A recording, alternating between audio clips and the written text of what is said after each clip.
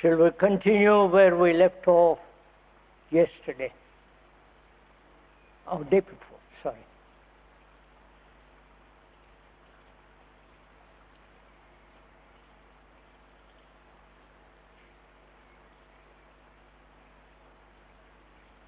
We were saying, weren't we, that human consciousness is similar to all human beings. Our consciousness, whether we live in the East or West, is made up of many layers of fears, anxieties, pleasures, sorrow, beliefs, every form of faith,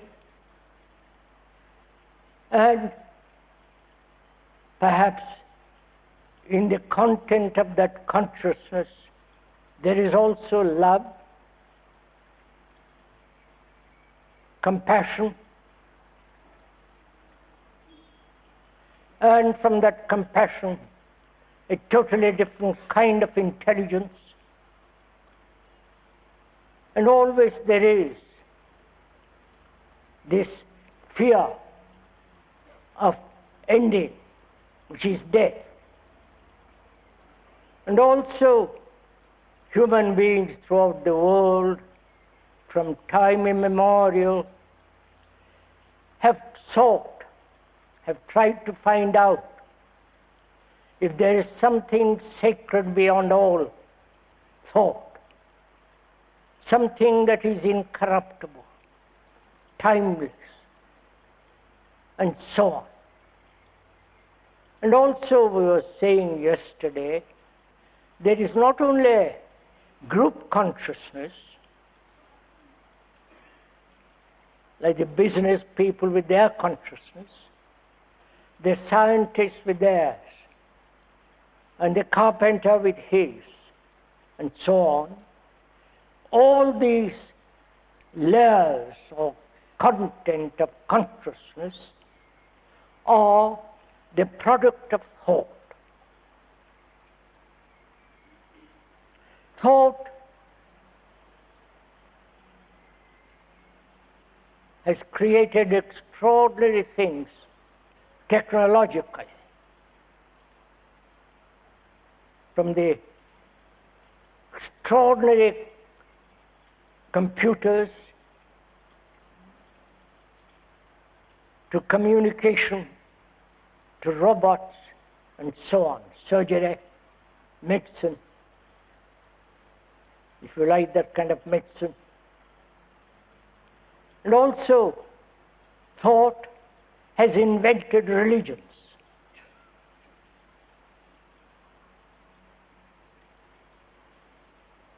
Please don't be angry or impatient or irritated when we point out certain things.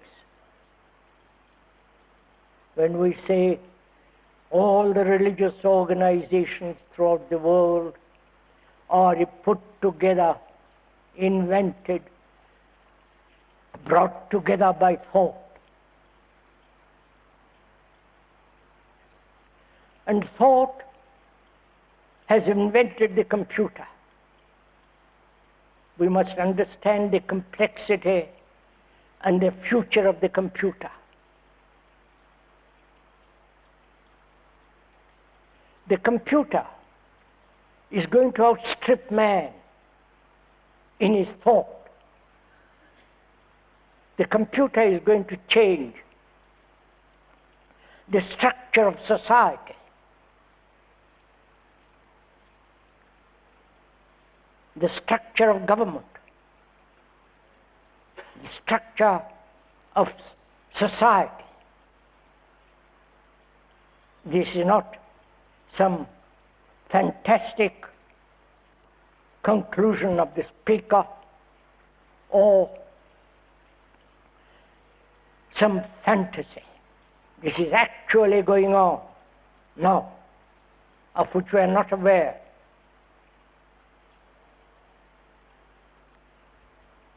The computer can learn, invent, and has a mechanical intelligence.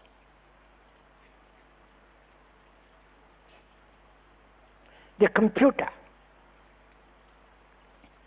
is going to make employment of human beings practically unnecessary. Perhaps human beings may have to work a couple of hours a day. Please, these are all facts that are coming. You may not like it, you may revolt against it, but it's coming. And thought has invented it, and human thought is limited, but the mechanical intelligence of the computer is going to outstrip man.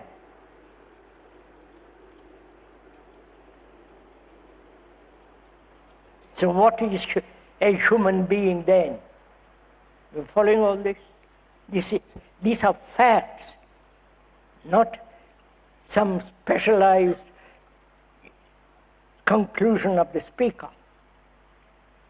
As we pointed out the other day, day before yesterday, we have talked to several computer experts and all the rest of it.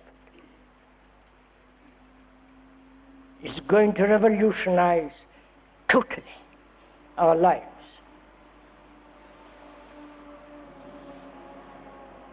And when you consider what its capacity is, then we have to ask ourselves, what is a human being to do? It is going to take over all the activities of the brain.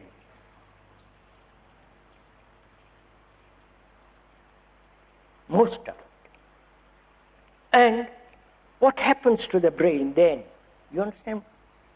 Please follow this little bit. They are concerned about a human being whose occupation is taken over by the computer, by the robot, and so on. Then, what becomes of the human?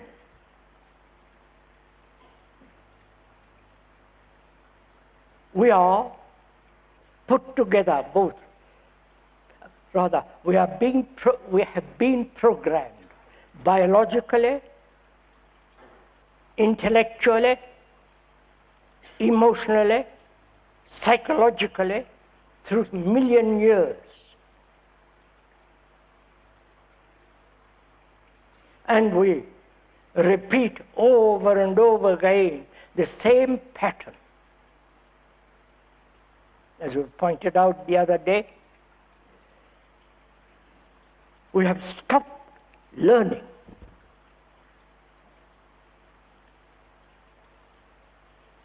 We'll go into that question of what is learning. Whether the human brain, which has been programmed for so many centuries, whether it's capable of learning and immediately transforming itself into a totally different dimension. If we are not capable of that, the computer, which is much more capable, more rapid, more accurate, is going to take over the activities of the brain. Right? See the importance of this, please. This is not something casual. This is very, very serious, desperately serious. The computer can invent a new religion.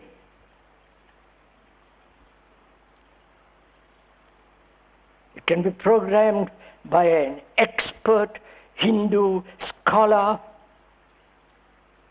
by the Catholic, by the Protestant, by the Muslim, and it will turn out a marvelous structure of a new religion. And if we are not at all aware of what is happening, we will follow that new programmed structure which has been put forward by the computer. See the seriousness of all this, please.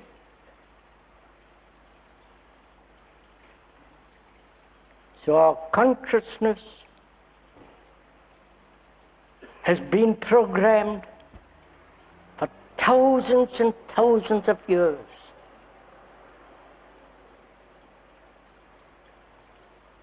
And we have been conditioned, programmed, wired, if you like to put it that way, to think as individuals, to think as separate entities, struggling, conflict from the moment you're born till you die. We are programmed to that.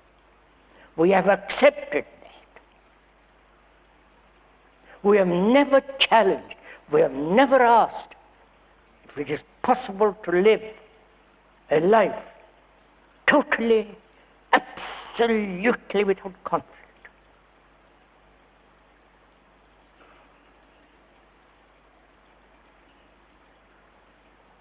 We have never asked it, and therefore we never learn about it. We repeat. It's part of our existence to be in conflict. Nature is in conflict, that's our argument. And progress is through conflict.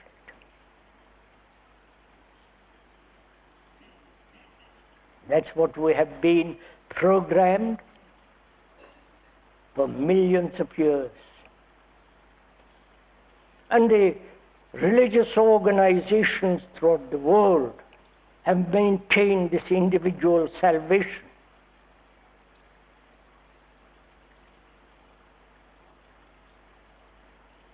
And we are questioning very seriously whether there is an individual consciousness. Whether you, as a human being, have a separate consciousness from the rest of mankind. You have to answer this, not just play with it.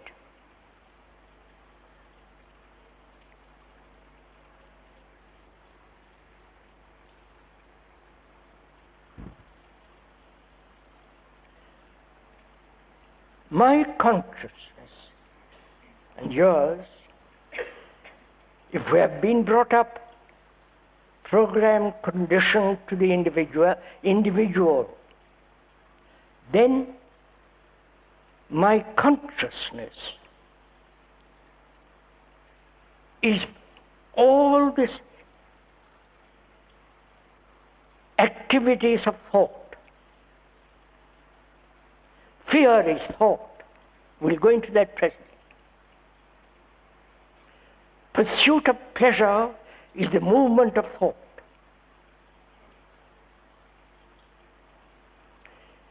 And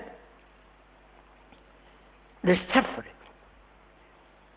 the anxiety, the uncertainty, the deep regrets, wounds,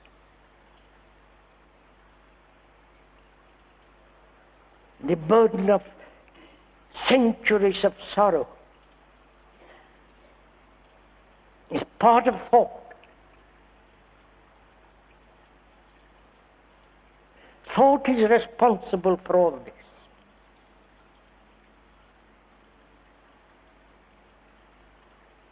What we call love has become sensual pleasure, something to be desired. and so on. So as we ended up last time we met here, we went somewhat briefly into the whole movement and the nature of thought. Please, as we said, yes, and we'll repeat it over and over again till we are quite sure of it, that we are thinking together. The speaker is not telling you what to think. He is not doing propaganda. This is a horrible thing, propaganda. He is not telling you how to act, what to think, what to believe, and so on. But together, we are investigating the catastrophe that is taking place in the world, outside of us, the utter ruthlessness that is taking violence, and all the rest of it. And also, inwardly, in each human being, the extraordinary conflict that is going on. Together, we are examining, taking the journey together, perhaps hand in hand.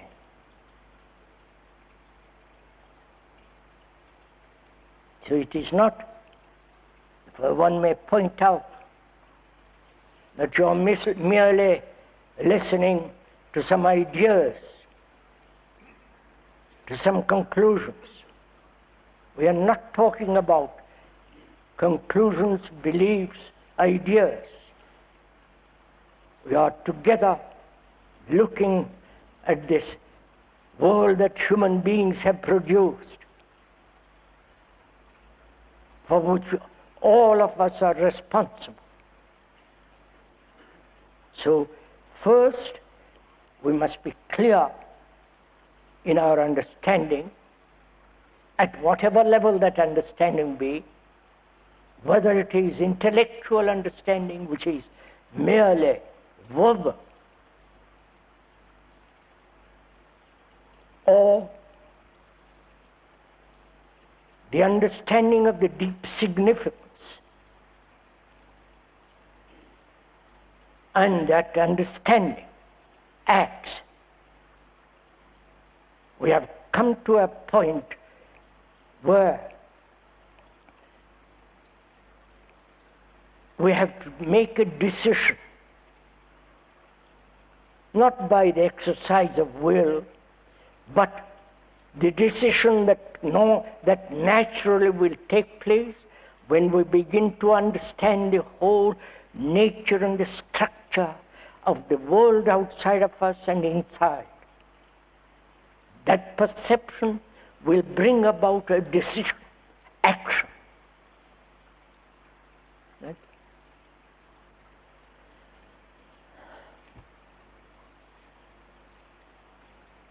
It was a hot morning.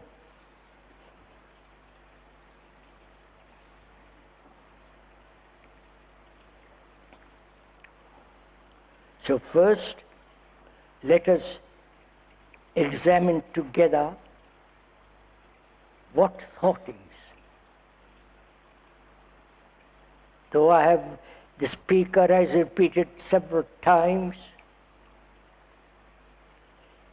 what thought is, but each time when we talk about it, you discover something new. Unless you do it together.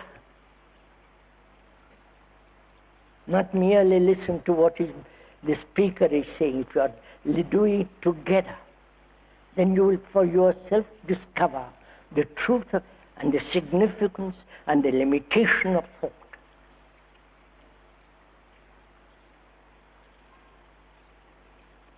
Thought has created the problems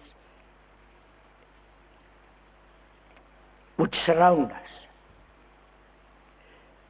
And our brains are trained educated, conditioned to solving problems.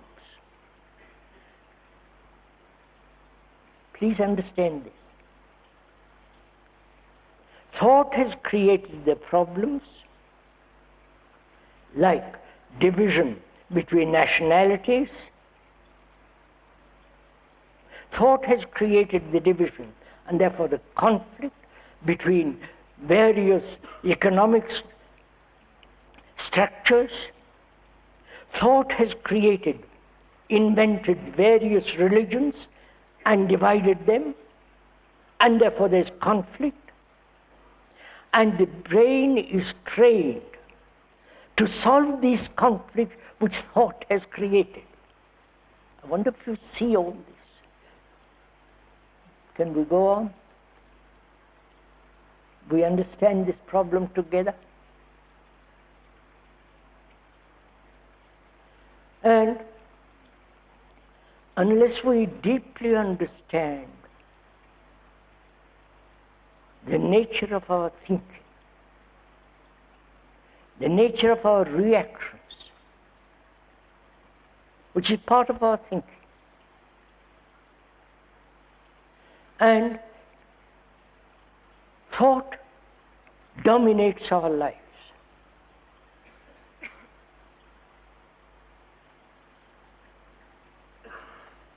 Whatever we do, whatever action we take place, thought is behind that action.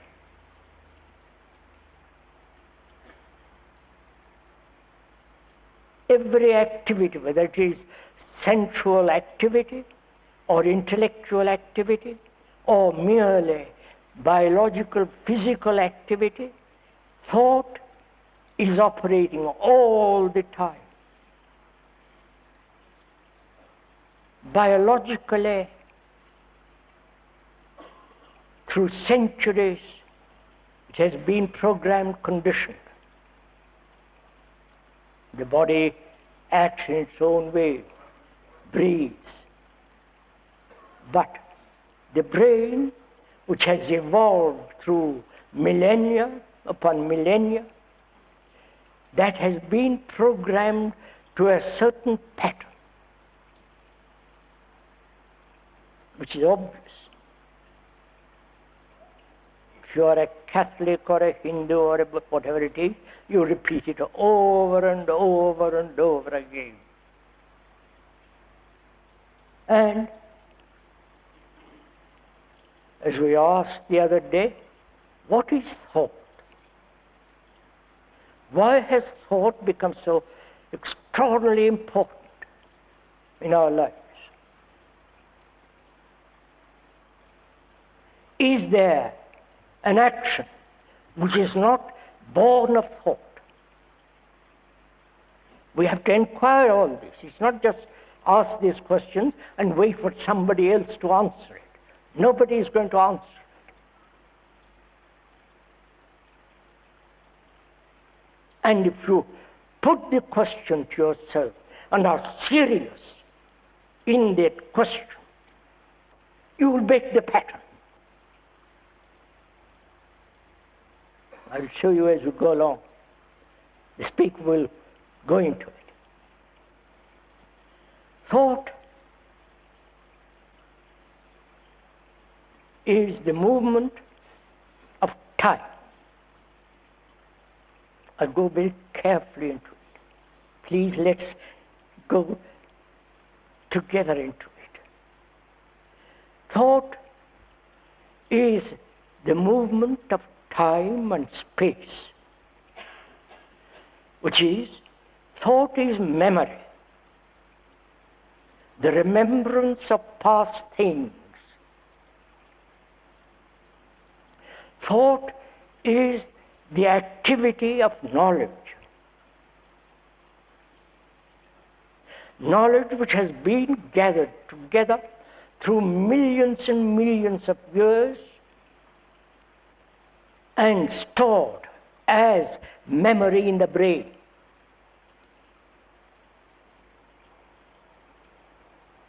Please, the speaker is not an expert on the brain.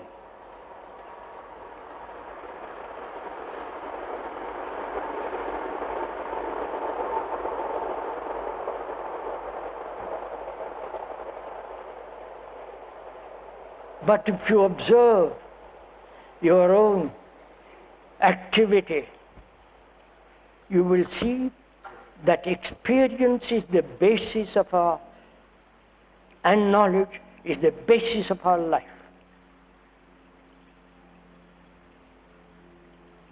And knowledge is never complete. It must always go together with ignorance. See the important, please understand this. Knowledge, we think, is going to solve all our problems. Whether it is the knowledge of the priest, the guru, or the scientist, or the philosopher, or the latest psychiatrist.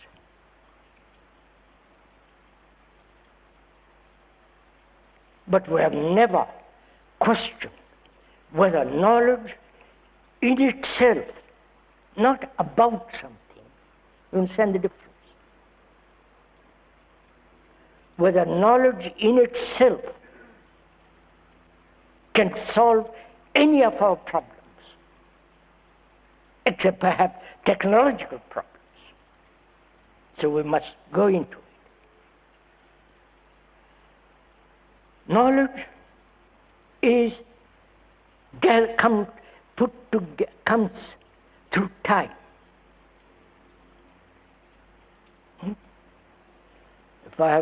If one has to learn a language, you need time. If you have to learn a skill, you need to have time. If you want to drive a car efficiently, you have to learn about it. That requires time.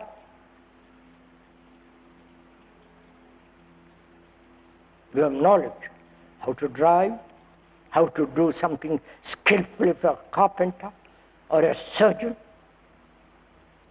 or to put together a computer. You must have knowledge, which means time. That same movement,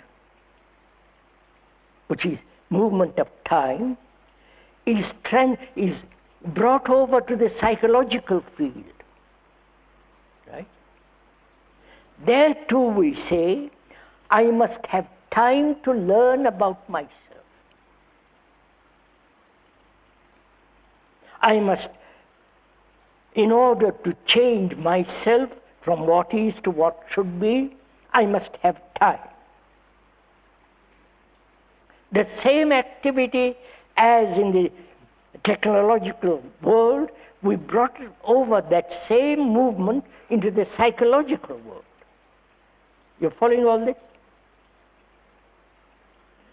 Which means that time is a great factor in our life. The tomorrow, the past, and the future, and the present. Right? So, time is thought. Time is the acquisition of knowledge through experience, both there in the world and here inwardly, requires time. That is what we have been programmed. You're following? Are we understanding each other a little bit? And yeah.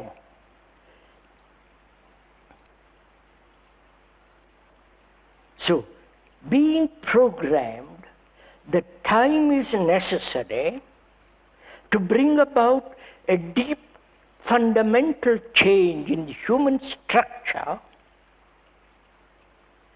We employ thought, right? Which is, I am this, I shall be that. As you would say in the technical world, I do not know how to put together a computer, but I will learn. Right? So time, knowledge, memory, thought, they are single unit. They are not separate activities, they are single movement.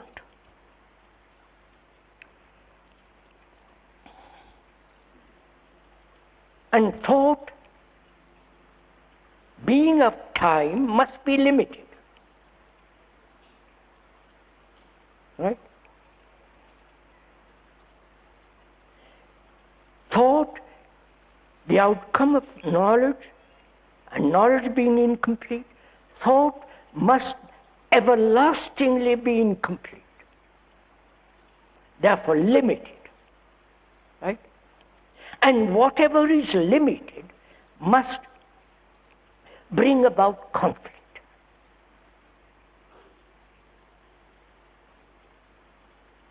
Nationality is limited. A religious belief is limited. An experience which you have had or which you are longing for is limited. Every experience, I don't want to go into that for the moment, it's too complex. Every experience must be limited. Why? Because there are more experiences.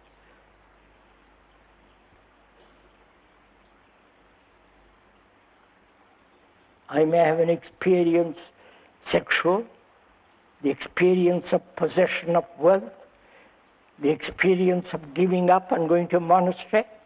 They're all limited. So knowledge is limited. And so thought is limited. Thought, being limited, creating problems, national divisions, economic divisions, religious divisions, racial divisions, which is happening in the world, and therefore bringing tremendous conflict. And having created the problem, thought says, I must solve it. And so it is always functioning in the resolution of problems. You understand? I wonder if you can see this. See what we are doing. And the computer, which has been programmed, can outstrip all of us because it's no problems. It evolves, learns, moves. I won't go into that for the moment. So, our consciousness, which we have been programmed as the individual consciousness, right? We are questioning whether that consciousness which you have accepted as individual is actually individual at all. We are thinking together. Don't resist it. Don't say, what will happen if I'm not an individual? Something totally different may happen. But as long as we have been programmed through time endless, that we are individual, our consciousness is individual. Is that so? You may have a skillful individual training in a particular trade, in a particular profession. You may be a surgeon, a doctor, an engineer, and so on. That doesn't make you an individual. You may be tall, short, black, white, purple, whatever color it is. That doesn't make you individual. You may have a different name, a different form. Does that make individuality? or the acceptance,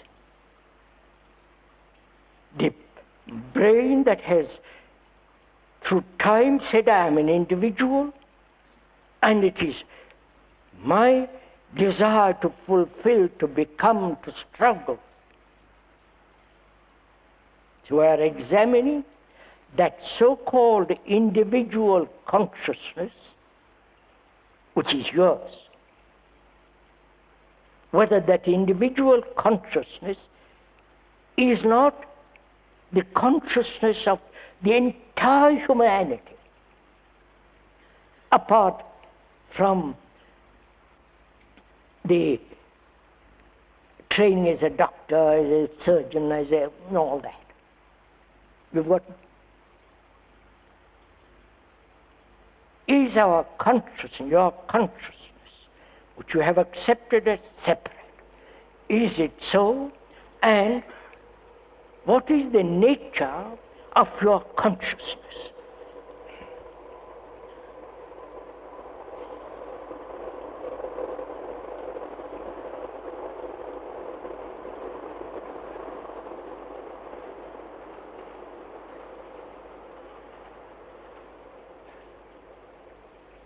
Please, as we said, look at it together.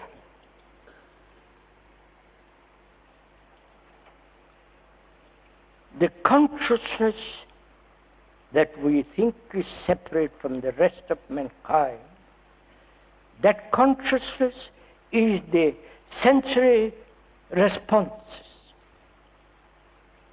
part of it, sensory responses. And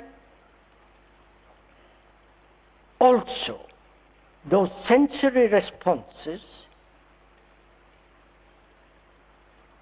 are naturally, necessarily programmed.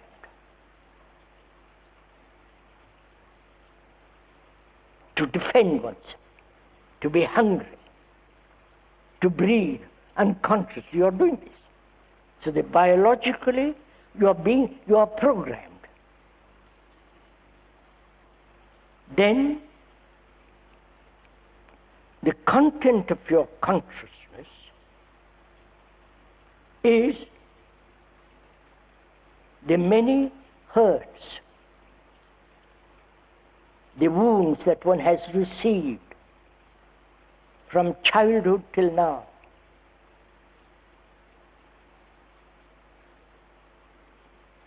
The many forms of guilt.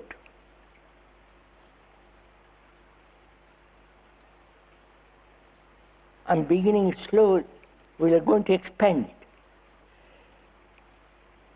The various conclusions, ideas, imaginary certainties,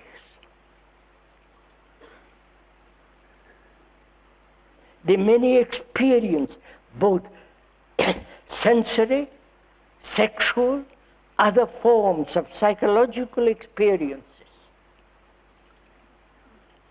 And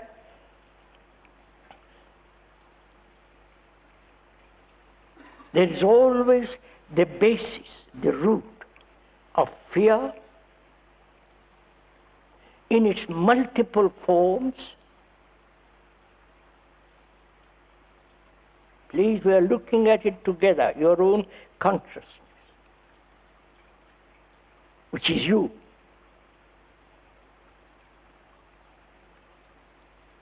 Fear, and with it naturally goes hatred. Where there is fear, there must be violence, aggression, the tremendous urge to succeed, both in the physical world as well as in the psychological world.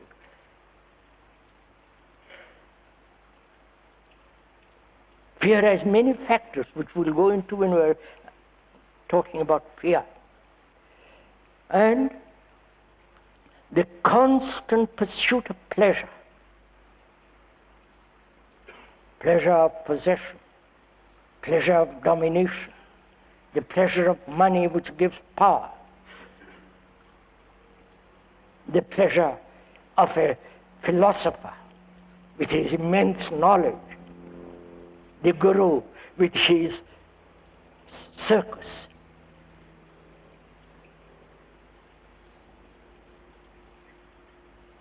Pleasure again has innumerable forms. And there is then also sorrow, pain, anxiety, the deep sense of abiding, endless sense of loneliness.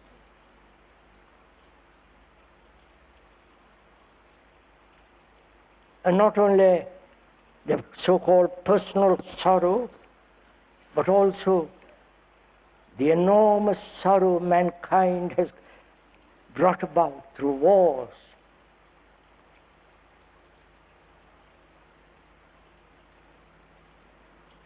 through neglect, through this endless sense of conquering one group of people by another.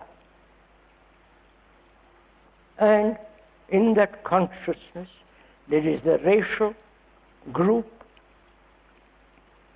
content, and ultimately there is death. This is our consciousness. Belief, certainties, and uncertainties, great sense of anxiety, loneliness, sorrow, and endless misery. This is the fact. And we say this consciousness is mine. Is that so?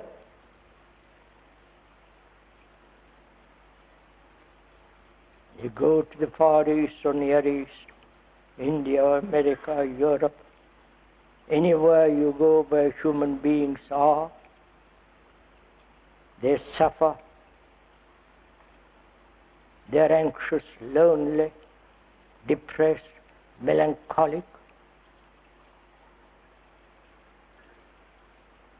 struggling, conflict, same like you, similar like you. So is your consciousness different from the another? I know it's very difficult for people may logically accept this, which is intellectually, verbally says that is so, maybe. But to feel this total human sense of there is no humanity except you. You are the rest of mankind. That requires a great deal of sensitivity. It's not a problem to be solved. You understand? It isn't, I must accept that I'm not an individual, and how am I to feel this, a global human entity? Then you made it into a problem. And the brain is ready to solve the problem. Do this, don't do that, go to a guru, all the circus that goes on. But if you really look at it, with your mind, with your heart, with your whole being, totally aware of this fact, then you have broken the program. It is naturally broken. But if you say, I will break it, you are again back into the same pattern. I wonder if you understand. Shall I go over it again? Is it necessary for the speaker to repeat this? No, please don't accept this because the speaker feels this. To him, this is utter reality, not something verbally accepted because it's pleasant. But it is something that is actual.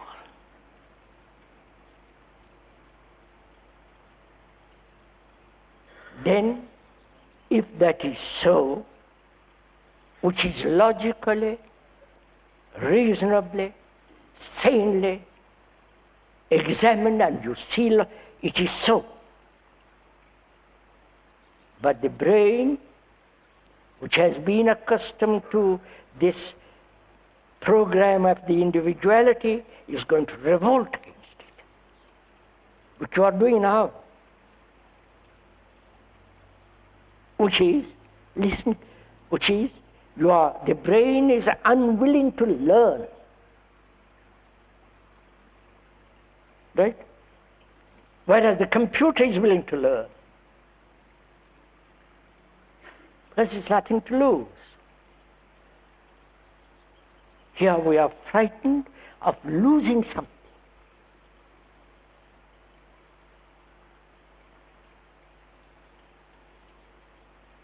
And if you don't understand this, we can go into it over and over again. But a serious person confronting the world situation, the world catastrophe, the terror, the atom bomb, the endless competition between nations, that is destroying human beings, that's destroying us, each one. And the decision comes when you perceive the truth that you are not an individual.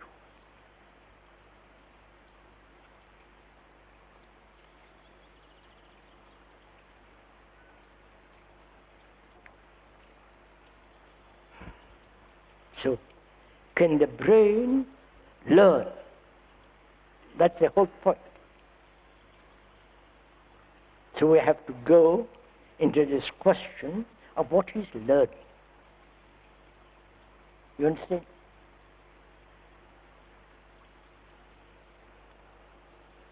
Whew.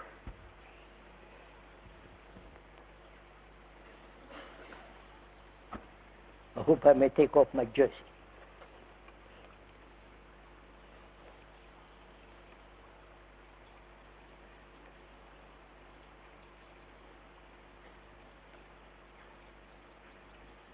Learning, for most of us, is a process of acquiring knowledge, right?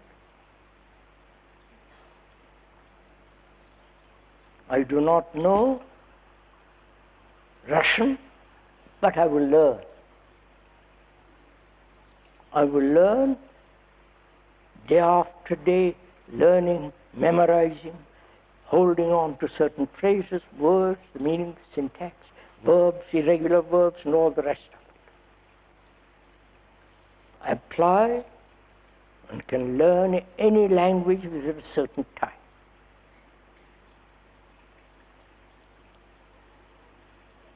So to us, learning is essentially the accumulation of knowledge, skill, and so on. See, that is, our brains are conditioned to this pattern, right? Accumulate knowledge and act, right? That's what we know. So look, are we learning? When I When I learn a language, I am learning. Their knowledge is necessary. But am I learning psychologically about the content of my mind, of my consciousness? And learning there implies examining each layer of it, accumulating knowledge about it, and from that knowledge act. The same pattern as the other. You follow? And I'm questioning if that's only a part of learning. And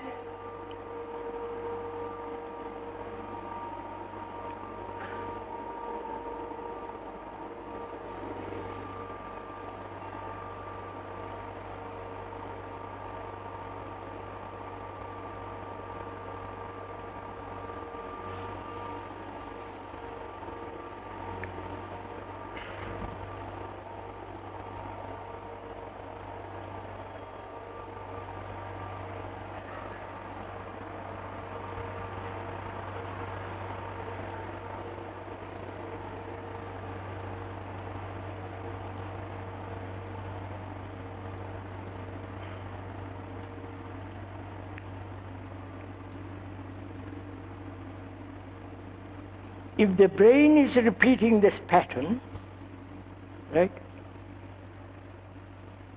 Learning a language, learning about the content of my consciousness is the similar. Because I need time, which means I'm accumulating knowledge about myself, my consciousness. And then I determine what the problems are, and the brain is ready to solve the problems. Because it's been trained to solve problems. Right? So I'm repeating this endless pattern. And that's what I call learning. Right? I go to a guru, if I'm silly enough, and he'll tell me what to do, what not to do, be initiated, all that tummy knots rot that goes on.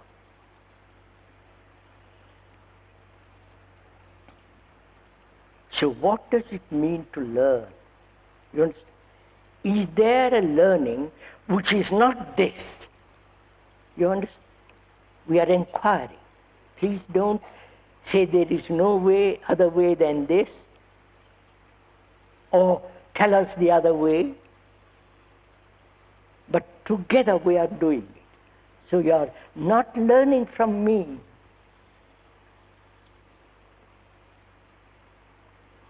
The speaker has nothing to tell you. But together we are looking. This is the pattern the brain has been programmed. Always accumulating knowledge. And knowledge has become so astonishingly important.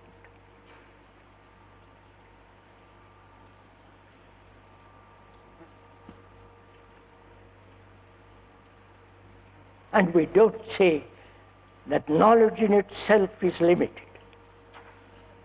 Right? Now we're going to find out if there is a different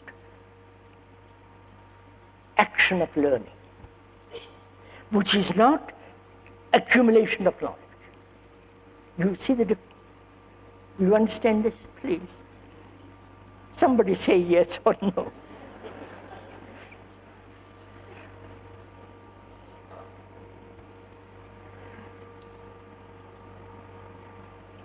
Let me put it down differently.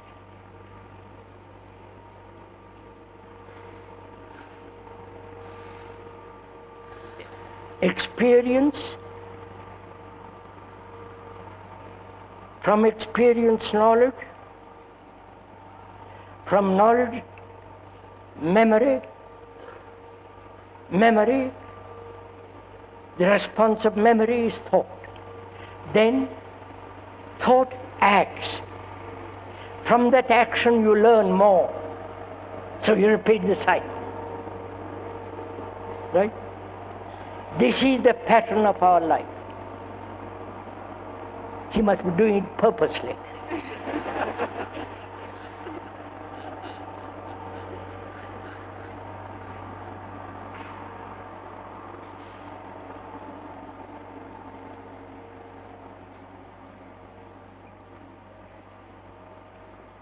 And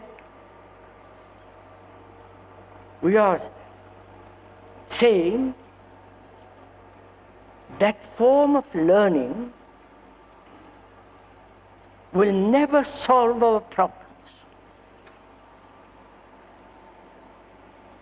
Because it's repetition, you understand? More knowledge, better action, but that action is limited, and so more keep this repeating. That's clear, right?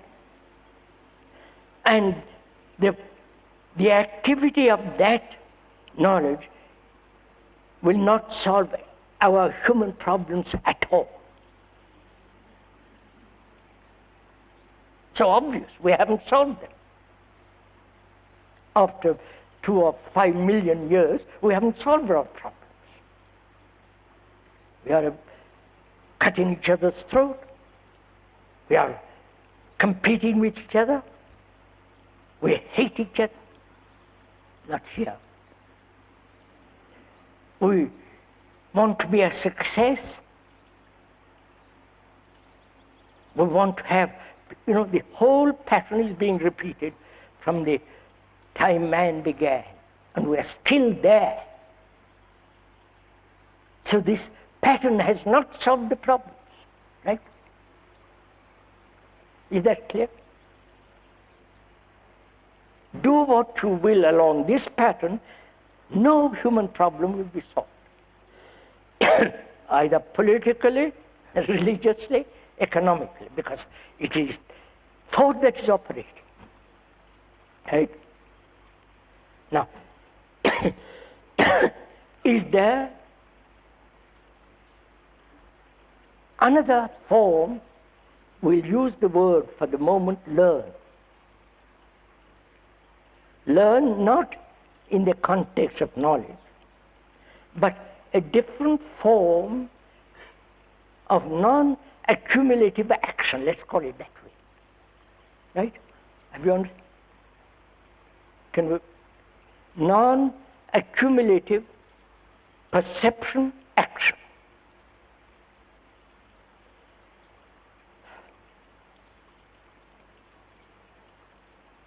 So we have to inquire whether it is possible to observe the content of our consciousness, to observe the world and my consciousness without a single prejudice. Right? Is that possible? Don't say it is not possible. How am I to get rid of prejudice? Just ask the question. See whether when you have a prejudice, you can observe clearly. Right? You cannot, obviously. Right? If I have a certain conclusion, certain set of beliefs, concepts, ideals, and I want to see clearly what the world is, all my conclusions, ideals, prejudices, and so on will actually prevent it.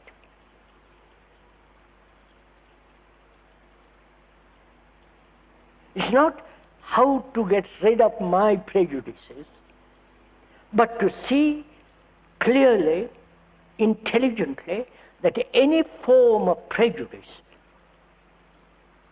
however noble or ugly, any form of prejudice will actually prevent perception. When you see that, prejudices goes. Because what is important is not the prejudice, but the demand to see clearly. Right? I wonder from meeting. If I want to be a good surgeon, I can't become a good surgeon with all my ideals and prejudices about surgeons. I have to actually do it. So can you see that a new form of action, a new form of non-accumulative knowledge is only possible, and therefore break the pattern, break the program, so that you are acting totally differently. Have I put the question clearly? Huh? Gosh, I'm struggling so much to put it clearly. No, I'm not struggling, sorry. Is this clear?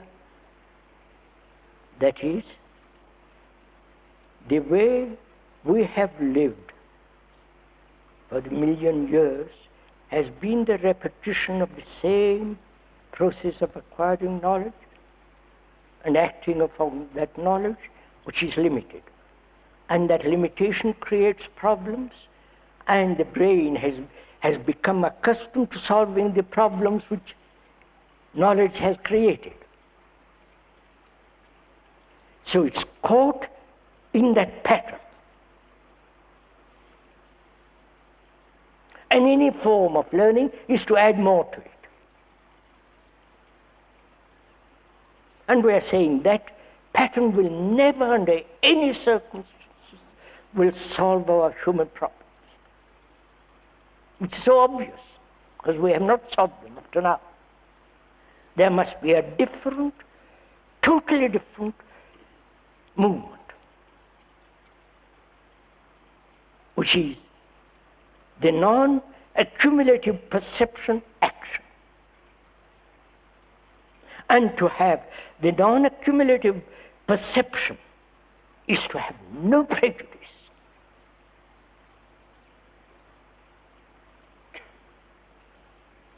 Is to have absolutely no ideals, no concepts, no faith. Because all those have destroyed man. They have not solved the problems. You understand now? Are you doing it now? Otherwise, no point in just listening to the nonsense. Unless you do it, it has no meaning. You grow old and die.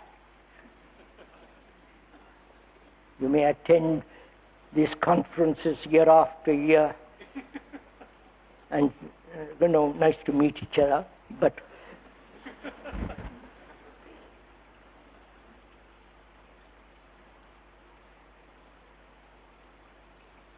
so, have you a prejudice?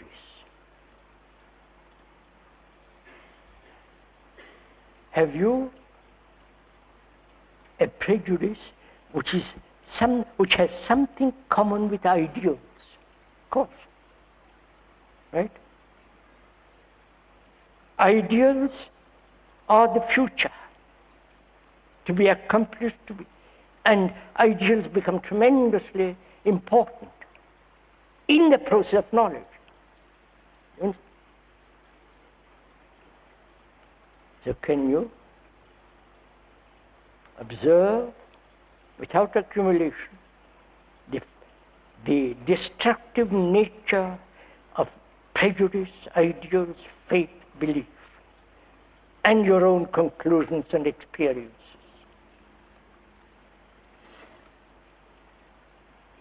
Can you do this?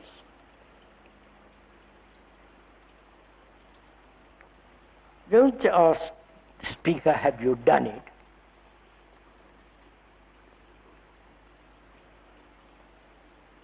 Otherwise, the speaker wouldn't be here.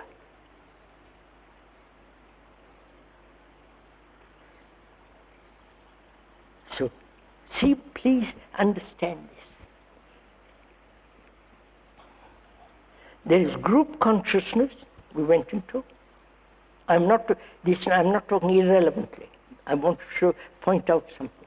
There's group consciousness, national consciousness, linguistic consciousness, and professional consciousness, racial consciousness, and fear, prejudice, fear, anxiety, loneliness, pursuit of pleasure, sorrow, love, death, all that is part, right? If you are keeping acting in that circle, you maintain the human consciousness of the world. You understand? Just see the truth of it. Because you are part of that consciousness. And if you sustain it by saying I'm an individual, my prejudices are important, my ideals are essential, you follow? My guru is the better guru than the other guru, and so on, so on, so on. You are repeating the same thing over and over again. Now, the maintenance, the sustenance and the nourishment of that consciousness,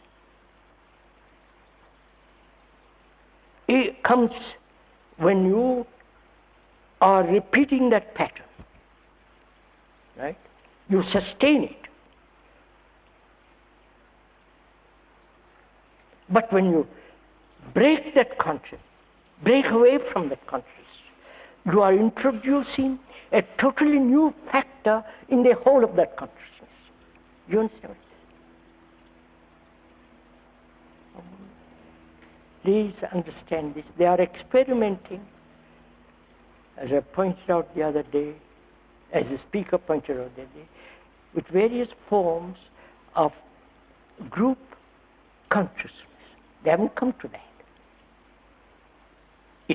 If one group has learned something quickly, the animals that belong to that group learn much quicker. Because the consciousness of that group is enlivened by a new factor. You understand? Now, if we understand the nature of our own consciousness, see how it is operating in this endless cycle of knowledge, action, division, and so on, that consciousness has been sustained for millennia, million years. If when you see the truth that any form of prejudice, all this is a form of prejudice, and break away from it, you give a new factor into the old. You understand what I'm saying? Which means, are you, as a human being, who is the rest of mankind, of whose consciousness you are, and where you can move away from the old pattern.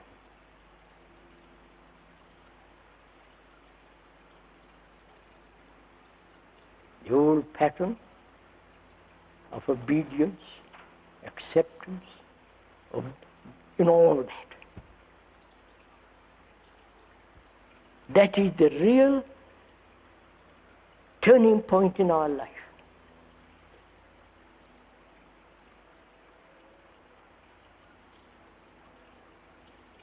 Because man cannot go on this pattern, repeating this pattern. It has lost its meaning. Except in the biological and technical world. In the psychological world, it has totally lost its meaning.